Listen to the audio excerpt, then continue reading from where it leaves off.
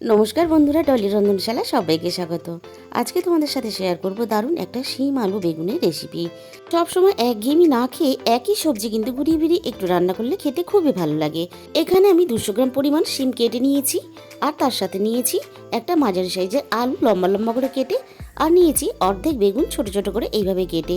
রান্নার মূল উপকরণ হচ্ছে এইগুলোই। এবারে একটা মশলা বানানোর জন্য আমি এখানে 2 চামচ পরিমাণ সাদা কালো সর্ষে নিয়ে নিলাম। ঝালের জন্য আমি এখানে দিয়ে দিলাম 7 থেকে 8টা গোলমরিচ গোটা, আর দিয়ে দিলাম 2টো কাঁচা লঙ্কা। প্রথমে আমি কড়াইয়ের মধ্যে খুব ভালোভাবে তেল গরম করে নিয়েছি।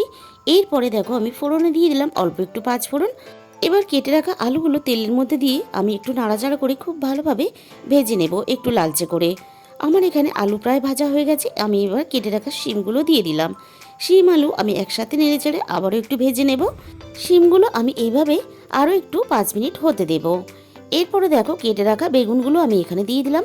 এবার আলু, বেগুন আর শিম একসাথে নাড়াচাড়া করে নিয়ে এর মধ্যে স্বাদ মতো লবণটা দিয়ে দিলাম। লবণটা দিয়ে ভাজলে তাহলে শিম আর বেগুনটা অনেকটাই নরম হয়ে আসবে। এরপরে দেখো আমি দিয়ে দিলাম 1/2 চামচ পরিমাণ হলুদ গুঁড়ো। সবজির সাথে হলুদ গুঁড়োটা দিয়ে আমি হালকা এভাবে নাড়াচাড়া করে মিশিয়ে দেব। আলু কিন্তু এখানে ভাজার সাথে সাথেই অনেকটাই সিদ্ধ হয়ে গেছে। আমি তরকারিটা একটু মাখা মাখা রাখবো, তাই এখানে 1 বাটি পরিমাণ জল দিয়ে দিলাম, খুব বেশি দিলাম না। এবারে আমি এটাকে ঢাকা দিয়ে আমি সিদ্ধ হতে দেব। 10 মিনিট পরে আমি ঢাকা খুলে চেক করে নিচ্ছি, সব কিছু কিন্তু খুব ভালোভাবে সিদ্ধ হয়ে গেছে। আর যে মশলাটা আমি রেডি করে রেখেছিলাম সেই মশলাটা কিন্তু আমি এখানে দিয়ে দিলাম। এইভাবে বন্ধুরা তোমরা একদিন হলেও শিম আলুর এই রেসিপিটা বানিয়ে খেয়ে দেখো, গরম ভাতের সাথে খুবই ভালো লাগে খেতে। এরপরে দেখো আমি নামানোর আগে সবশেষে দিয়ে দিলাম 1 চামচ পরিমাণ সর্ষের তেল। তরকারিটা আমার রেডি হয়ে গেছে, আমি এবার নামিয়ে নেব।